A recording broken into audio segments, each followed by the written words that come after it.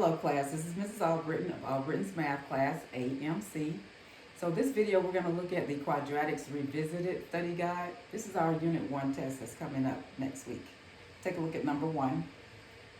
Number 1 asks us to express the 8th root of x to the 7th power using a rational exponent.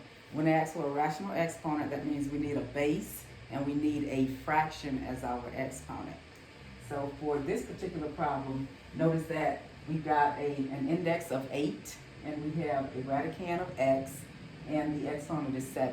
And we already know that when we rewrite this as an exponential problem, that we have our base is the actual radicand. So to write this using rational exponents, I'm going to write x as my base, and then the exponent with the x up underneath the radical sign is my numerator. The index is my denominator. So I've done exactly what the problem asked me to do.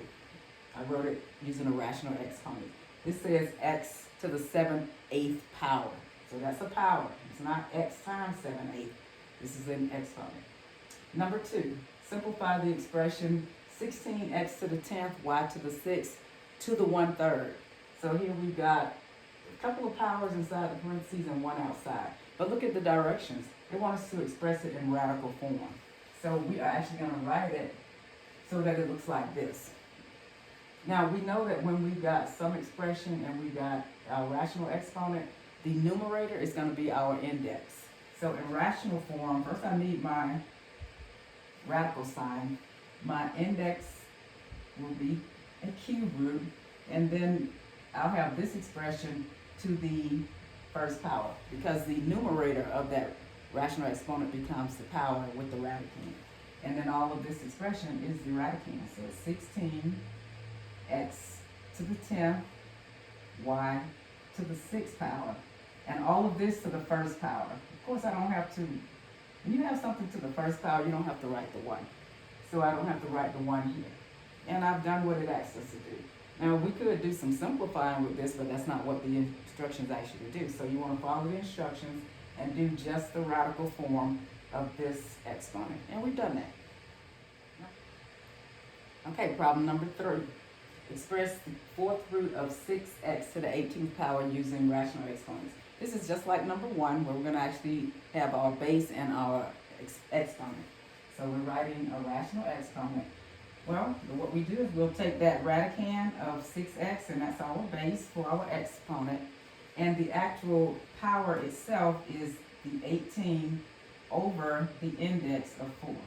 Now, I'm almost done with this, not quite, because I see that 18 and 4 have a common factor of 2. And when you can simplify a fraction, you want to go ahead and do that.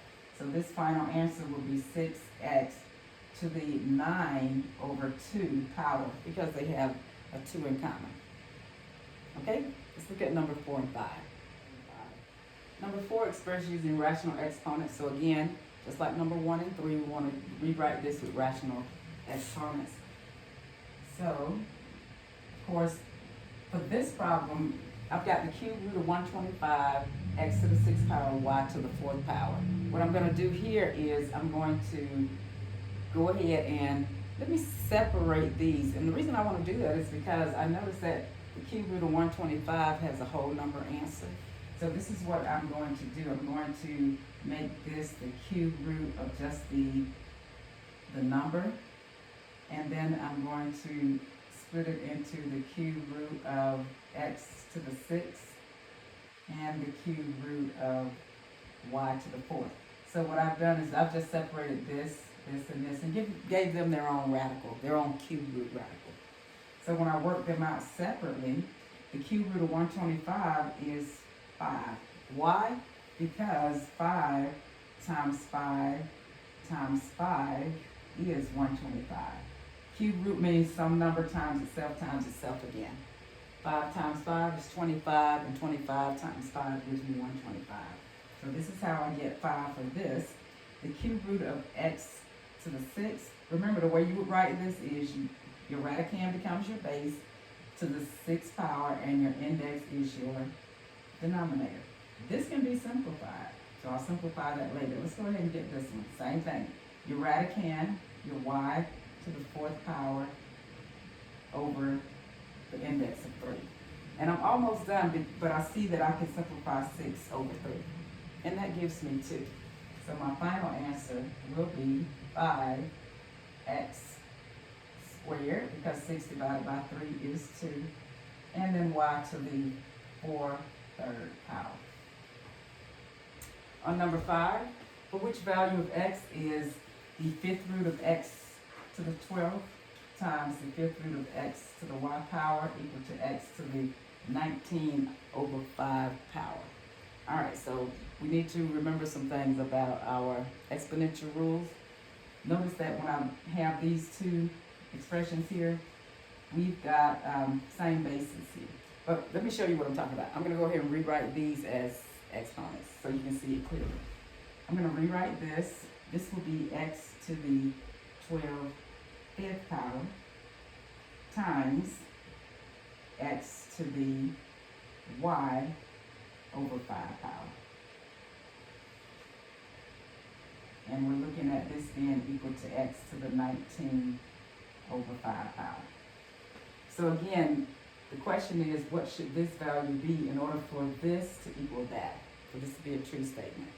Notice that we have an exponential rule going on here. We have same basis. When you're multiplying same basis, you add the exponents.